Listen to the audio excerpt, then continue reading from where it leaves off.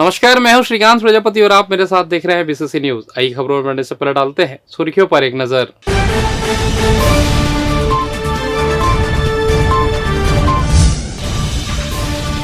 रतनपुर में डायरिया का संक्रमण, कलेक्टर ने दौरा कर दिए निर्देश। साइबर क्राइम के प्रति जागरूकता ही बचाओ, किए जा रहे विविध उपाय। स्कूल जतन योजना की होगी निगरानी, बनाई गई विशेष टीम।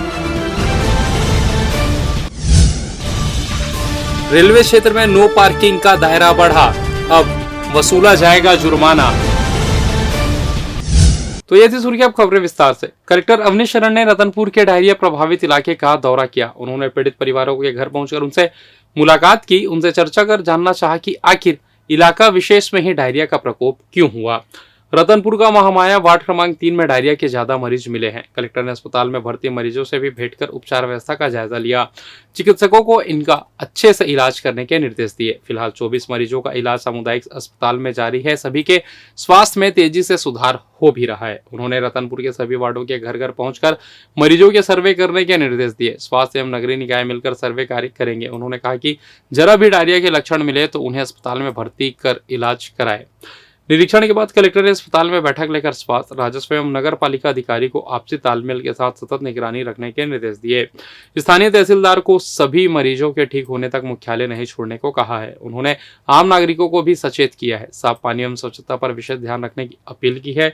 कलेक्टर ने चिकित्सा अधिकारियों से कहा है कि मरीज के पूरी तरह से ठीक हो जाने के बाद ही अस्पताल से उन्हें छुट्टी दिया जाए। कलेक्टर ने भ्रमण के दौरान नाली एवं इससे होकर गुजरे पाइपलाइन का भी निरीक्षण किया। कुछ जगहों पर टुल्लू पंप से पानी खींचने वाले पाइप के लीकेज होने की जानकारी मिली। उन्होंने सभी नागरिकों से पाइप बदलने को कहा है। नगर पालिका अधिकारी को भी पाइपलाइन का अच्छी तरह परीक्षण कर जरूरत के अनुरूप बदलने के निर्देश दिए। कलेक्टर ने सामुदायिक अस्पताल में संचालित एनआरसी का भी निरीक्षण किया। उन्होंने बच्चों के लिए बने नाश्ते को चेक कर उसकी गुणवत्ता की जांच भी की। यहाँ उपलब्ध सभी 9 बेड भरे हुए। एनआरसी में बच्चों और उनके अभिभावकों के मनोरंजन के लिए एक टीवी खरीदने की स्वीकृति दे दी। बारिश बहुत तेज हुई तो नाले से जो पाइपलाइन गुजरता है और वहाँ से कुछ लोगों ने टुल्लू पंप के माध्यम से अपना पाइप लगा के करा हुआ है। वो पाइप जो है वो क्षतिग्रस्त है, वो दिख भी रहा था, उसको ट्यूब से बांध के या वो। तो मेरी सबसे अपील है इस तरह से न करें। अगर आपको पाइप की जरूरत भी है तो नगर पालिका के संपर्क करें, नगर पालिका की टीम जाएगी, वहाँ पे पाइप चेंज करेगी। रतनपुर में जल आपूर्ति के लिए जो पाइपलाइन बिछा है लगभग 40 से 50 साल पुराना है। पहले डायरिया की बात करते हैं फिर उस पर करेंगे। तो नगर पालिका की पूरी टीम को बताया गया है कि एक तो सिर्फ अगर मान लो वार्ड नंबर 3 में भी है, लेकिन जितने भी वार्ड है 15 वार्ड, उसमें आज शाम तक door to door survey complete करें, स्वास्थ्य विभाग की टीम और नगर पालिका की टीम। जहाँ तक जर्जर पाइपलाइन बदलने की बात है, सीएमओ को मैंने निर्देशित किया है उन सब पाइपलाइन को बदलें। अगर आपके पास फंड नहीं है तो उसका प्रस्ताव बनाएं, उसको फंड भी दिया जाएगा। और सभी पाइप जो अभी मेन काम है उसको ऊपर करना, पाइप जो नाले में नीचे से जा रहा है उसको थोड़ा सा ऊपर करेंगे। और जो लोग हैं उनको थोड़ा सा सचेत करेंगे कि वहाँ पे अपने पाइप लगा के, प्लास्टिक के पाइप लगा के पानी न खींचे, जिससे कि डायरिया का फ्यूचर के लिए हम लोग कंट्रोल कर सकें। बिलासपुर प्रेस क्लब द्वारा आयोजित हमर बहुना कार्यक्रम में मंगलवार को जिले के पुलिस अधीक्षक रजनीश सिंह मुख्य अतिथि के रूप में शामिल हुए, जहां उन्होंने अपनी शिक्षा से लेकर सर्विस तक के अनुभव साझा किए और वर्तमान पुलिस किस तरह से कार्य कर रही है इसकी जानकारी दी। उन्होंने चर्चा के दौरान बताया कि वह मूल रूप से उत्तर प्रदेश के बनारस के निवासी है, लेकिन उनके पिता की पोस्टिंग 1976 में यहाँ बिलासपुर में होने से वह मात्र 2.5 वर्ष की उम्र में यहाँ रहे, जिसके बाद ग्वालियर में उन्होंने शिक्षा हासिल की और 1997 में उनका चयन पुलिस विभाग में हुआ, जिसके बाद वह जगदलपुर में पहली पोस्टिंग में आए, फिर दुर्ग, भिलाई, रायपुर में एसपी रहे, फिर एटीएस और एसीबी में एसपी रहे, फिर अब बिलासपुर में एसपी के रूप में अपनी सेवा दे रहे हैं। उत्तर प्रदेश के बाद अब छत्तीसगढ़ के रायपुर में ही वे निवास कर रहे हैं। उन्होंने अपने कैरियर के संबंध में बताया कि वह अपने मामा जी को जो सीआरपीएफ में थे उनके शहीद होने के बाद प्रेरित होकर पुलिस में सेवा का निर्णय लिया। सर्विस में उन्होंने बताया कि वह जहां भी जाते हैं कानून के क्रियान्वयन को लेकर पहले कार्य करते हैं, कार्रवाई की जाती है, सजा भी होती है, जिससे किसी भी अपराध को अंजाम देने वालों को यह मैसेज आता है कि अपराध का क्या अंजाम होता है। इस दौरान उन्होंने साइबर क्राइम और चलाए जा रहे जन जागरूकता अभियान के बारे में भी बताया और कम्युनिटी पुलिसिंग में चेतना अभियान की जानकारी दी। इस दौरान उन्होंने खासकर लिव इन रिलेशनशिप में पीड़ित होने वाले मामलों को लेकर कहा कि आधुनिकता के साथ हमें अपनी संस्कृति को नहीं भूलना चाहिए, उससे जुड़े रहकर ही हम संरक्षित और सुरक्षित है। इसलिए मॉडर्न होने के साथ ही हमें अपनी मर्यादाओं का ख्याल रखना चाहिए, तभी ऐसे धोखेबाजी और उत्पीड़न के शिकार बनने से बचा जा सकता है। इस दौरान उन्होंने ट्रैफिक और सड़क हादसों पर भी किए जा रहे बचाव कार्य की जानकारी दी। कार्यक्रम में परंपरा अनुसार अतिथि का साल श्रीफल और स्मृति चिन्ह भेंट कर सम्मान भी प्रेस क्लब के पदाधिकारियों द्वारा किया गया। यातायात और सामाजिक सरोकार जो है हमारी, विशेष तौर पर अपराधों पर नियंत्रण के लिए जो कम्युनिटी पुलिसिंग है उसको हम ज़्यादा से ज़्यादा लोगों तक जाएं, जिससे कि पब्लिक पुलिस पार्टिसिपेशन से अपराधों पर नियंत्रण रखा जा सके। और जिस तरीके से हम लोग इसमें काम कर रहे हैं और हमारे लोग, आम पब्लिक जुड़ रही है, आम पब्लिक ज़्यादा से ज़्यादा इसमें सहयोग कर रही है, जिससे निश्चित रूप से अपराधों में कमी आएगी। और यातायात की जो विशेष समस्या है, जिस पे आप सभी ने जो सुझाव दिए हैं, उस पे हम लोग अक्षरशः अमल करने की कोशिश करेंगे। आप सभी को दिखेगा कि कुछ दिन में कुछ कड़ी कार्रवाइयाँ भी हम लोग एनफोर्स करेंगे, जिससे कि लोग हेलमेट लगाएं। विशेष तौर पर सड़कों पर मवेशी बरसात में जो रहते हैं, इससे यातायात को व्यवधान होता है, तो उसको भी हम लोग उसके लिए भी एक प्लान बनाया हुआ है। यातायात मित्र बना रहे हैं। करीब 25 किलोमीटर के हाईवे में भी हम लोग हर 5-5 किलोमीटर के सेगमेंट पर ट्रैफिक इंजीनियरिंग, ट्रैफिक एनफोर्समेंट, यातायात मित्र, गुड सैमरिटन और भी तमाम उसमें प्रयास करके, जिससे कि शीघ्र से शीघ्र पुलिस को सूचनाएं मिल सकें और कभी कोई एक्सीडेंट होने पर तत्काल उसको चिकित्सीय सुविधा उपलब्ध कराई जा सके, जिससे कि किसी की जान बच सके। ये सारी चीज़ें की जा रही हैं।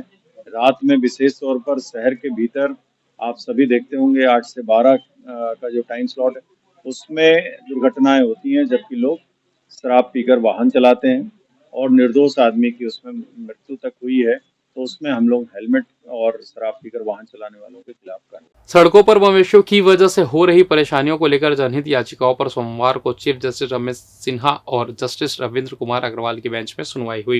इस दौरान सीजे सिन्हा ने कहा कि बरसात शुरू होते ही सड़कों पर मवेशी नजर आने लगे हैं। यह शहरी नहीं, पूरे प्रदेश की समस्या है। अब यह गंभीर हो चुकी है। इसे संयुक्त प्रयास से ही समाधान किया जा सकता है। दरअसल सुनवाई के दौरान बताया गया कि खेतों में धान लगने के बाद किसान मवेशियों को खेतों की तरफ जाने नहीं देते। इस वजह से वे सड़कों की तरफ आ जाते हैं। इस पर सीजे ने कहा कि शहर से बाहर निकलते ही सड़कों पर मवेशी नजर आने लगते हैं। हर जगह किसी को नियुक्त नहीं किया जा सकता, लेकिन पंचायतें भी अपनी ड्यूटी नहीं निभा रही है। हर कोई अपनी सीट बचाने में लगा है। बहुत अजीबोगरीब स्थिति बन गई है। इस स्थिति को कोई आदेश देकर दूर नहीं किया जा सकता। पुलिस अधीक्षक रजनीश सिंह के द्वारा साइबर फाइनेंशियल फ्रॉड के मामले को गंभीरता से लेते हुए आमजन को जागरूक करने के लिए चेतना अभियान चलाया जा रहा है। चेतना अभियान के तहत बिलासपुर जिले के विभिन्न संस्थानों, स्कूलों, कॉलेज, चौक चौराहों में साइबर की पाठशाला का आयोजन कर आमजनों को साइबर फ्रॉड के संबंध में जागरूक करने का प्रयास किया जा रहा है। और फिलहाल यह वक्त तो चला छोटे से ब्रेक का। मिलते हैं ब्रेक के बाद। कहीं जाइएगा नहीं। पिछले 17 वर्षों से रियल एस्टेट के क्षेत्र में दे रहे हैं अपनी सेवाएं और लगातार शहर की जनता को एक नई लिविंग लाइफस्टाइल। अपने कार्यों एवं सेवाओं के माध्यम से लाखों लोगों की उम्मीदों को दिया है आकार। इसलिए जिले में ही नहीं, पूरे प्रदेश में इनकी पहचान है बरकरार। आपके सपनों के घर को हकीकत में बदल कर है दिखाना। इसलिए आपके लिए लेकर आए हैं भाटी आशियाना।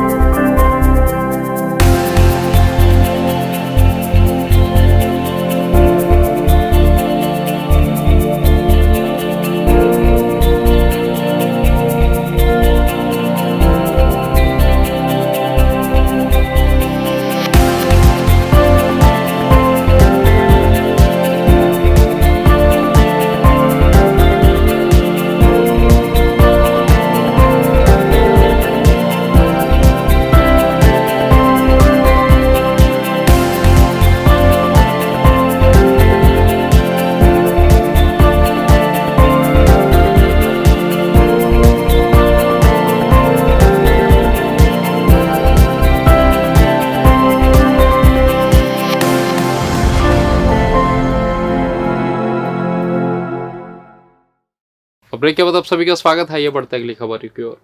एक पेड़ मां के नाम अभियान के तहत जिले में 20 जुलाई को सघन पौधारोपण अभियान चलाया जाएगा। इस दिन जिले की महतारी वंदन योजना की लगभग 4,26,000 लाभार्थी भी इस अभियान में शामिल होंगी। वे अपने घर, बाड़ी या सार्वजनिक स्थान में पौधा रोप सकती है। जिला स्तर पर भी यह अभियान चलाया जाएगा, जिसमें जिले के अधिकारी शामिल होंगे। कलेक्टर ने इस आशा के निर्देश समय सीमा की बैठक में दिए हैं। कलेक्टर मध्याह्न भोजन का संचालन स्व सहायता समूह को अब तक नहीं दिए जाने पर शिक्षा विभाग पर कड़ी नाराजगी जाहिर करते हुए जल्द समूहों को इसका संचालन दिए जाने के सख्त निर्देश दिए हैं। जिला कार्यालय के मंदन सभा कक्ष में आयोजित बैठक में कलेक्टर ने राज्य शासन की लैक्षिक योजनाओं में प्रगति की समीक्षा की। कलेक्टर ने स्कूल जतन योजना के कार्यों के निरीक्षण के लिए शिक्षा विभाग, RES, PWD और VO की संयुक्त टीम बनाने के निर्देश दिए हैं। निरीक्षण टीम के प्रमुख जनपद CEO होंगे। उन्होंने आवारा मवेशियों को ग्रामीण इलाकों में मुख्य मार्ग से हटाने के लिए सभी जनपद पंचायतों के मुख्य कार्यपालन अधिकारियों को नोडल अधिकारी बनाए हैं। कलेक्टर ने राजस्व पखवाड़ा में ग्राम पंचायतों में राजस्व शिविर में किसानों, श्रमिकों और ग्रामीणों के राजस्व संबंधी मामलों का प्राथमिकता से निराकरण करने का है। उन्होंने कहा कि राजस्व अधिकारी मौके पर मौजूद रहकर यथासंभव तत्काल राजस्व मामलों का निपटारा करे। कलेक्टर ने विभिन्न विभागों को निर्देश दिया कि स्व सहायता समूहों की महिलाओं को विभिन्न आर्थिक गतिविधियों से जोड़ते हुए लखपति दीदी बनाने की पहल की जाए। इसके क्रियान्वयन के लिए जिला स्तर पर एक समिति भी बनाई गई है। उन्होंने TL के लंबित मामलों की समीक्षा करते हुए जल्द निराकरण के निर्देश दिए हैं। रेलवे में BCN डिपो में करंट लगने से अप्रेंटिसशिप करने आए महाराष्ट्र के छात्र की मौत के बाद हंगामा मच गया। उत्तेजित छात्रों ने रेलवे अस्पताल में हंगामा मचाते हुए इस घटना के पीछे रेलवे प्रशासन को जिम्मेदार ठहराया। दरअसल रेलवे के BCN डिपो में काम करने के दौरान करंट लगने से महाराष्ट्र के 19 वर्षीय अप्रेंटिसशिप के छात्र प्रसाद गजानन काले की मौत हो गई, क्योंकि ये सभी युवा ITI के बाद रेलवे द्वारा वैकेंसी निकालने पर देश भर से यहाँ रेलवे के अलग अलग विभागों में अप्रेंटिसशिप करने आए हैं। इन युवाओं का आरोप है कि इनसे बिना सेफ्टी उपकरण के काम लिया जाता है या जर्जर उपकरण दिए जाते हैं। उनका कहना है कि 70,000 वेतन पाने वाले टेक्नीशियन अंदर जाकर मार्गदर्शन करने के बजाय उन्हें अकेले झोंक दे रहे हैं, जबकि वे महज 7,000 रुपए के लिए जान जोखिम में डालकर काम करने को मजबूर है। वही यह घटना सुबह 9 से 9:30 बजे के बीच तब हुई जब ट्रेनी छात्र बिना टेक्नीशियन मार्गदर्शन के BNC डिपो में बोगी के अंदर फिल्टर चेंज कर रहे थे। तभी करंट लगने से महाराष्ट्र के जलगांव मुक्ताई नगर निवासी 19 वर्षीय प्रसाद काले की मौत हो गई और उसका एक साथी उसे बचाने के चक्कर में झुलस गया, जिसके बाद वहां मौजूद अन्य अप्रेंटिसशिप के युवाओं ने उसे तत्काल रेलवे हॉस्पिटल पहुंचाया, लेकिन तब तक युवक की मौत हो चुकी थी। हालांकि घटना के मुख्य कारण का पता लगाने रेलवे प्रशासन ने टीम गठित कर दी है। वहीं टीम की रिपोर्ट के बाद आगे की कार्रवाई की जाएगी। बिलासपुर में मानसून सक्रिय होने के बाद अब तक 11.18 इंच बारिश हो चुकी है, जिसमें जुलाई के पहले सप्ताह में 5 इंच से ज्यादा बारिश हुई। वहीं पिछले 4 दिनों से बारिश नहीं होने के कारण धूप के साथ गर्मी और उमस ने बेहाल कर दिया है। दिन भर धूप की वजह से चिपचिपी गर्मी और उमस से लोग हलाकान हो रहे हैं। मौसम विभाग ने मंगलवार को हल्की से मध्यम बारिश होने की संभावना जरूर जताई है। बिलासपुर सहित कई जिलों में 9 जुलाई को हल्की से मध्यम बारिश या गरज चमक के साथ छींटे पड़ने की संभावना है। सुबह से बादल छाए रहेंगे, जिससे तापमान में भी गिरावट संभावित है। बिलासपुर जोनल मुख्यालय में रेलवे प्रशासन के फरमान से लोगों की परेशानी अब बढ़ने वाली है। रेलवे ने स्टेशन के बाहर यातायात व्यवस्था सुधारने के नाम पर नो पार्किंग एरिया का दायरा बढ़ा दिया। अब स्टेशन के सामने के अलावा दूर खड़ी गाड़ियों को जब्त कर जुर्माने की कार्रवाई की जाएगी। 2 पहिया और 4 पहिया वाहनों के लिए जुर्माने की राशि भी निर्धारित की गई है। इसके लिए एक स्टाफ को प्रभारी नियुक्त किया गया है, वह जुर्माने की रसीद देगा। बताया जा रहा है कि 200 से लेकर 500 रुपए तक जुर्माना वसूलने की तैयारी है। दरअसल रेलवे प्रशासन का मानना है कि यात्री और उनके परिजन पार्किंग में गाड़ियां खड़ी न कर नो पार्किंग जोन में रखते हैं, जिसकी वजह से स्टेशन पहुंच मार्ग में ट्रैफिक की समस्या आती है। इससे यात्रियों को ही परेशानी होती है। लेकिन अब इस नई व्यवस्था से आवागमन बाधित नहीं होगा, लेकिन रेलवे की इस नई व्यवस्था से आम लोगों को परेशानी होगी। इसके तहत 0 गेट से स्टेशन चौक, आरक्षण कार्यालय भवन से चुचुइयापारा, RUB स्टेशन चौक से तितली चौक और रेलवे कोच रेस्टोरेंट से महज स्विच तक रेलवे क्षेत्र को नो पार्किंग घोषित किया गया है। और फिलहाल इस बुलेटिन में बस इतना ही। मुझे दीजिए इजाजत, फिर होगी आपसे मुलाकात। तब तक देखते रहिए BCC न्यूज। नमस्कार।